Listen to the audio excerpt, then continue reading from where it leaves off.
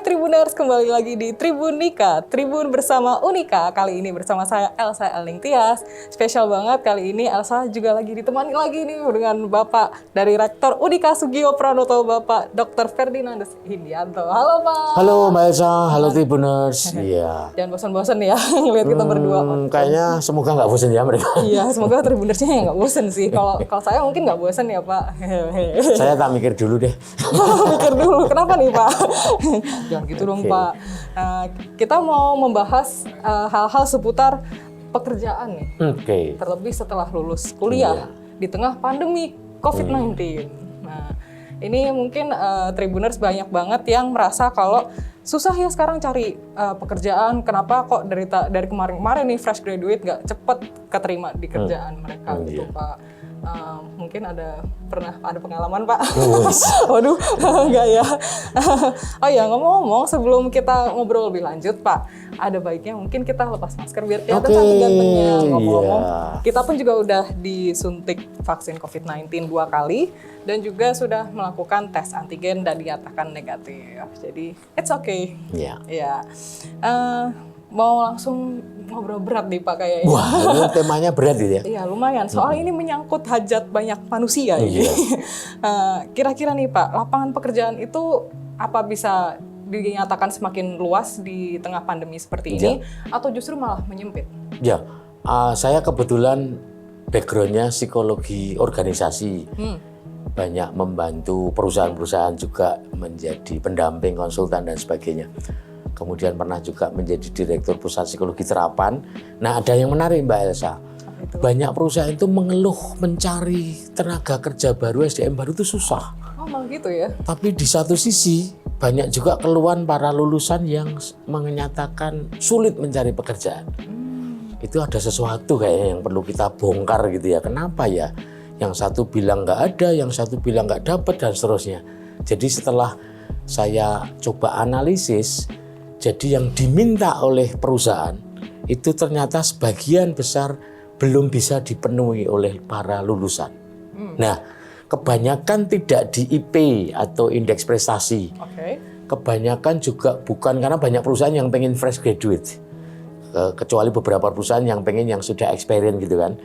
Nah, yang pengen fresh graduate itu beberapa kali melakukan seleksi, nggak deal, nggak dapat seperti yang diinginkan. Nah, di situ mulai ketahuan sebenarnya lowongan itu cukup banyak, hanya lalu kualifikasinya yang belum dapat dipenuhi oleh para lulusan.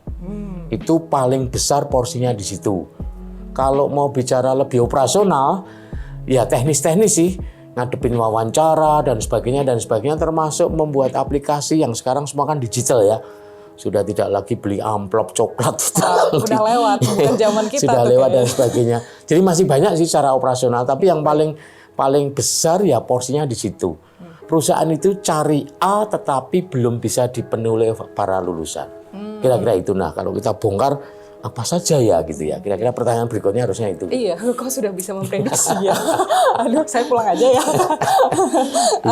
Iya nih Pak, jadi dari fresh graduate-nya itu menurut Pak Ferdinand nih, kira-kira apa yang perlu dilakukan oleh para fresh graduate-nya untuk bisa memenuhi kualifikasi dari perusahaan? Jadi sebenarnya minat aku mau bekerja di bidang apa, di perusahaan apa, bahkan di kota mana, itu idealnya jangan dipikir setelah wisuda.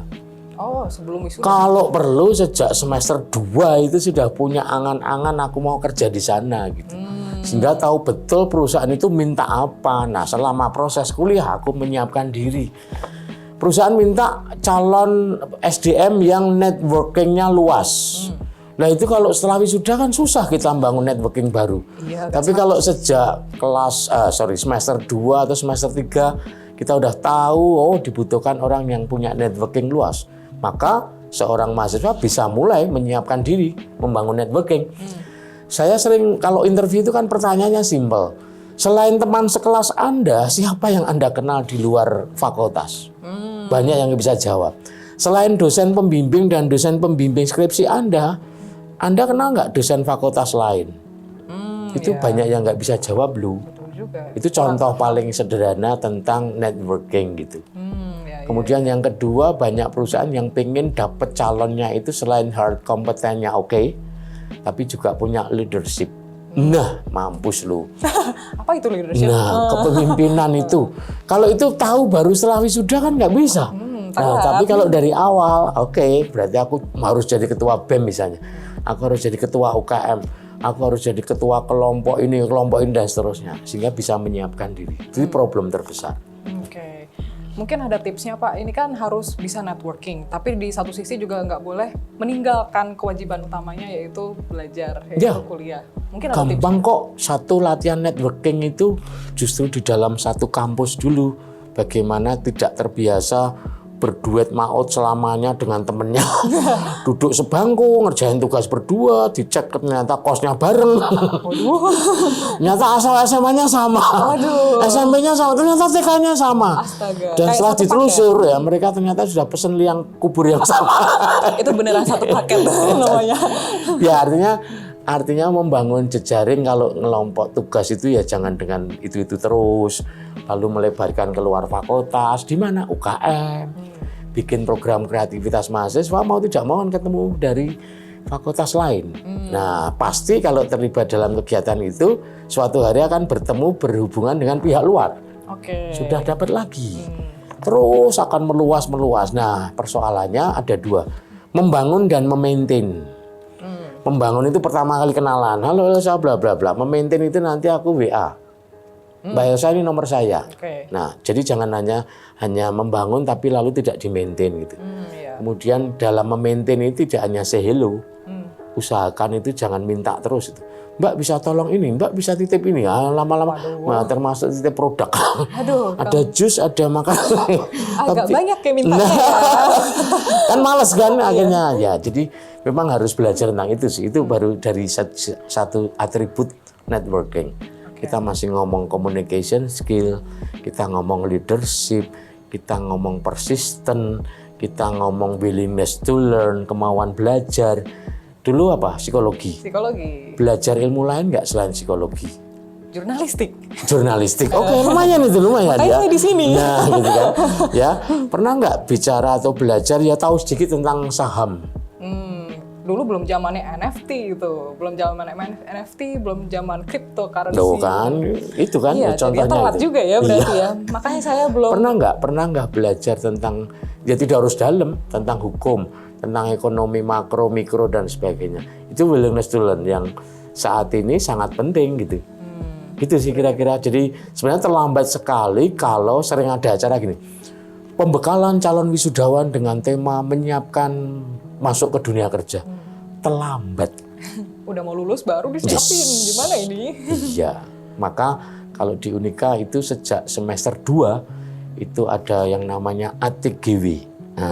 Rising to Winner, Great Winner. Ingat ya? Iya. Nah, kami mengajari mereka untuk bikin personal goal setting. 10 tahun yang akan datang aku di mana jadi apa itu. Keren banget ya. Iya kan? Benar-benar. Iya. Nanti prok jadi apa gitu. Wah, ini udah kayak sulap. Udah kayak sulap ya. Berarti itu salah satu program dari Unika untuk menunjang para lulusan. Ya, membantu mereka dari awal. Ini kita benahi lagi. Ini kita sebut tahun ini ATGW Reborn. Kita lahirkan kembali dengan suasana baru, dengan trainer-trainer baru, dengan kemasan baru, tapi rohnya tidak jauh berbeda. Jadi menyiapkan setiap mahasiswa itu punya rencana hidup pribadi yang jelas. Hidup tidak boleh ngalir seperti ikut aliran sungai. Ingat banyak sungai banjir. Oh iya. Gitu. Masih sampai sekarang banjir ya.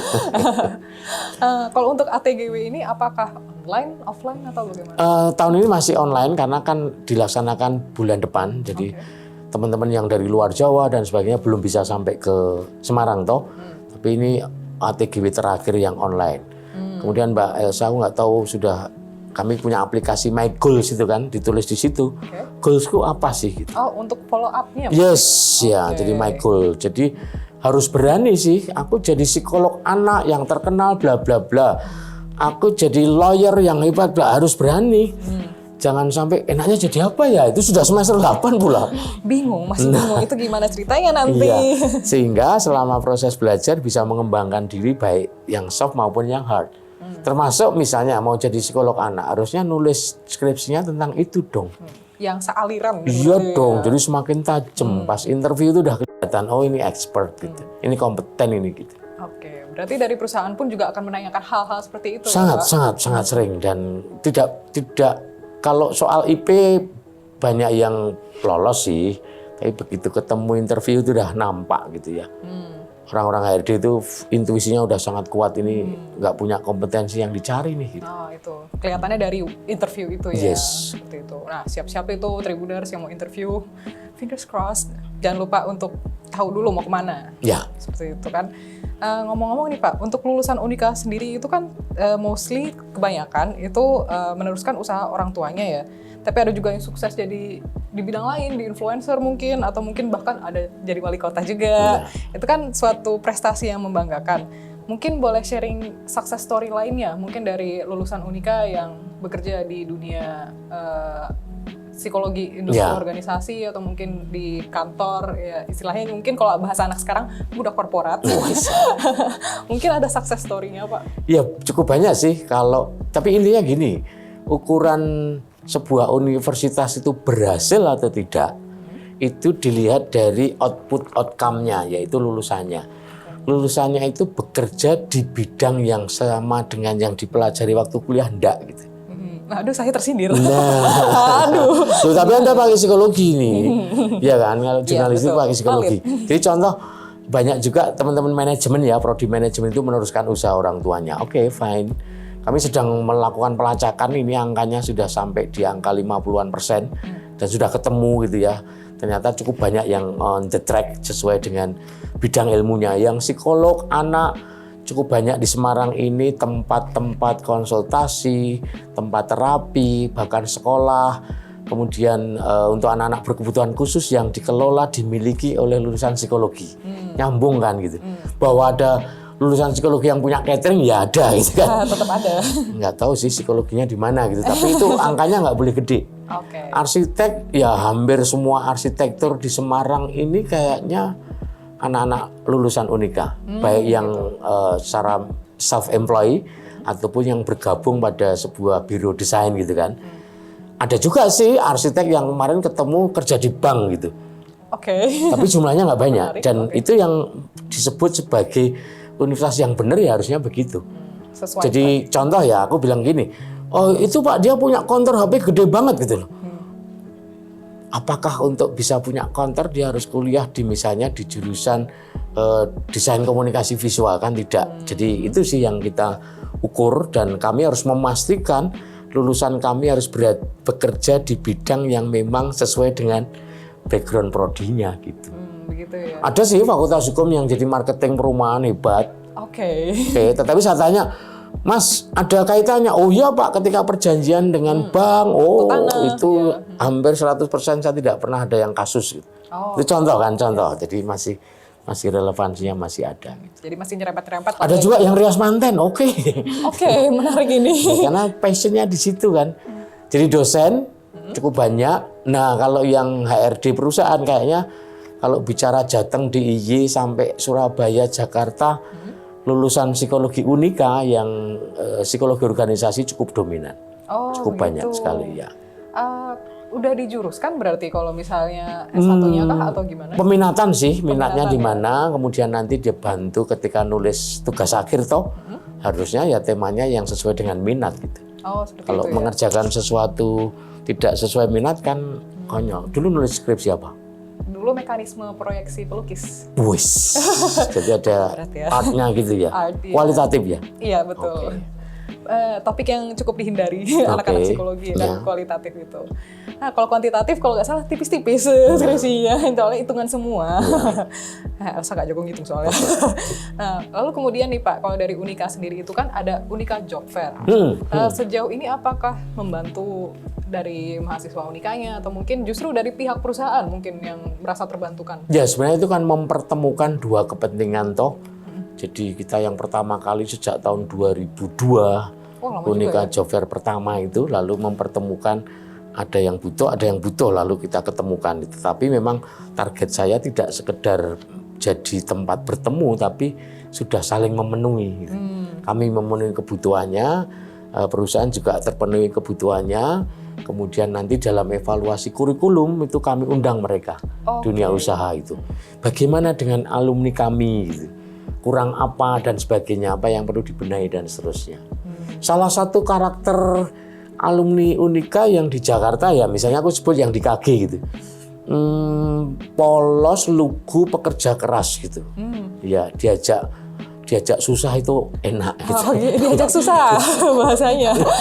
Loh enggak kan pernah heboh itu toh, sebuah perguruan tinggi negeri di Jakarta yang minta gajinya gede, padahal fresh graduate. ya, itu kan contohnya itu sih gitu. Aduh jadi gak enak. Serak ya. Nggak boleh nyebut merek gitu. Pip. Berarti dari Unika pun juga tetap memantau seperti itu ya? Ya, kami pantau tracer alumni, kami terus jaga komunikasi dengan alumni, kemudian dengan dunia usaha kami punya namanya Unika Business Forum. Oh begitu. Jadi forum para pengusaha, pemilik usaha yang kami akan ajak bertemu secara reguler, saling memberi masukan. Kami punya apa yang baru untuk dunia usaha memberi masukan ke kami dan seterusnya. Seperti itu ya. Jadi tetap ada kumpul-kumpulnya gitu ya. Ya. Meskipun di tengah pandemi, Pak. Kami pengen semester ini pertemuannya offline lah. Oh gitu ya, sambil semoga ya. menikmati makan malam gitu kan enak. Kan gitu. gorengan. Iya. Enggak, pengusaha ini. Oh, pengusaha gorengannya berlapis emas. Wow, so fancy. Kemudian nih Pak, kalau dari tips dari Pak Ferdinand sendiri, terutama ini untuk para fresh graduate yang istilahnya lulusan online mungkin ya, yang bisa dibilangnya, karena masa perkuliahannya kebanyakan dihabiskan lewat online. Mungkin ada tips atau mungkin? Ya, tantangan yang ekstra ya harus dipenuhi oleh teman-teman yang memang dalam generasi online 2 tahun terakhir ini, karena memang bukan kehilangan tetapi memang bobot dalam aspek soft-nya yang kurang gitu. Silahkan teman-teman harus membangun soft skill-nya. Pengalaman, perjumpaan dengan orang lain dan sebagainya itu penting banget. Networking itu tadi. Ya, salah satu contohnya networking, interpersonal skill. Karena ada orang yang setiap kali ngomong itu kata-katanya menyinggung orang lain. Iya kan, itu interpersonal skill-nya jelek banget gitu. Betul. Bahkan belum ngomong orang lain itu udah tersinggung. Baru napas gitu ya Pak? Iya, napasnya bau, wajahnya nyengit. Nyengit, waduh, minta berantem kayaknya. Nah, berkaitan dengan ya sekarang anak-anak mungkin berpikir bisnis hari ini atau kerjaan hari ini berbasis digital, bisnis-bisnis yang startup, oke, fine, tetapi tetap tidak bisa meninggalkan yang namanya soft skill. Contoh ya, trust and integrity. Mau bisnis apapun, mohon maaf, mau teknologinya secanggih apapun, itu yang paling mahal dan paling dicari. Tetap diperlukan gitu. Wah, tidak hanya diperlukan, itu basic banget. Apalagi bisnis berbasis IT, nggak bisa dipercaya, datanya dijual ke kompetitor, wow, selesai kan? Bocor itu datanya. Iya, mungkin dia dapat duit banyak dalam sekejap, tapi lalu ya semua orang akan tahu akhirnya. Contoh seperti itu sih. Ketika Anda bisa dipercaya, Anda punya integritas, itu contoh basic soft skill yang menurut saya harus ada. Kedua, disiplin. Ini PR besar ya. Karena online ini kan, iya kuliah jam 8, join 8.15. Belum mandi. Belum cuci muka. Ini PR besar. Tapi kan besok kita work from home. Oke, boleh dan bisa saja work from home. Tetapi ketika proposal harus masuk hari Senin jam 6 sore itu nggak bisa ditawar. Klien nggak mau tahu dan seterusnya. Itu kalau tidak dibiasakan, tidak dibentuk oleh diri sendiri, sulit. Itu contoh-contoh. Nah, saya nggak meragukan sih digital literasinya generasi ini oke, pasti.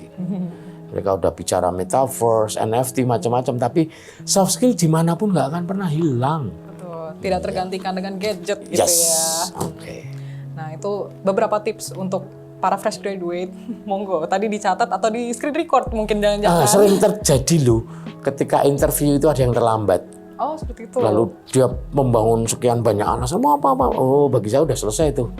Bye-bye. Iya, berarti kan tidak penting. Kalau itu sesuatu yang penting, berarti dia bisa mengutamakan yang penting dan yang kurang penting. Kalau dipanggil interview itu harusnya nomor 1. Skala prioritas. Nggak tahu caranya nyari internet yang terbaik misalnya. Yang koneksinya terkenceng, kalau perlu di depan pintu direktur Telkom itu ya dia kenceng. Banyak yang sekali koneksinya di tengah-tengah wawancara hilang dan sebagainya. Itu contoh saja sih. Iya, itu bisa jadi malah poin minus istilahnya ya. Iya kan, kalau serius banget menyiapkan diri, sudah disiplin, koneksinya bagus, saya harus cari, oh itu serius banget, bekerja ya kayak gitulah kira-kira. Dari perusahaan pun juga pasti mengharapkannya seperti itu, gitu ya. Baik, mungkin ada tambahan dari Pak Ferdinand, mungkin entah itu dari sisi perusahaan atau mungkin dari sisi para job seeker-nya, dari fresh graduate. Ya, oke, mungkin dari sisi teman-teman yang sedang mencari kerja, sebenarnya dunia hari ini itu sangat memudahkan. Kenapa? Karena informasi luar biasa. Kalau generasi saya, generasinya Mas Heru, itu dulu nyari lowongan koran kan.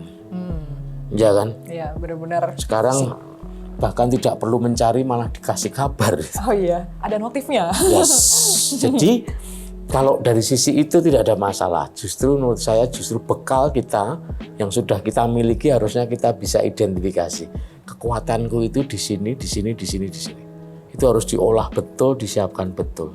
Dan tidak perlu ragu-ragu, Anda harus expert di entah itu hardnya maupun softnya. Saya itu orang punya integritas, Pak. Oke. Tapi nanti Anda harus bisa buktikan. Saya seperti itu toh. Kemudian saya itu bisa membuat program aplikasi macam-macam, mengelola ini. Oke, Anda harus bisa buktikan. Jadi siapkan itu karena soal lowongannya sangat-sangat mudah dan perusahaan butuh orang-orang yang lengkap, utuh. Aku menyebutnya utuh. Ya pinter dan berkarakter, that is kuncinya. Keren. Pasti nanti karirnya banter. Banter. Lari itu ya kalian. Iya, suatu hari pasti akan jadi direktur. Amin. Amin paling serius Tribuners. Ya, terima kasih banyak Pak. Sama-sama Mbak Esa. Ya. Ngomong pengen job yang lain nggak? Oh, mau direkrut nih, gimana? Enggak. Enggak ya, gitu. aduh, jadi kayak enak ini. Iya, mungkin Pak Ferdinand jangan bosan-bosan buat datang ke sini. Karena Tribunika juga bakal terus ada di channel YouTube Tribun Jateng. Nah, Tribuners juga jangan lupa buat saksikan terus Tribunika yang ada di channel YouTube Tribun Jateng. Jangan lupa juga buat subscribe semua media sosial yang dipunya Tribun Jateng, mulai dari Instagram, Facebook, Twitter, dan juga YouTube-nya. Kami undur diri, saya Elsa Eling Tias, pamit undur diri. Sampai jumpa.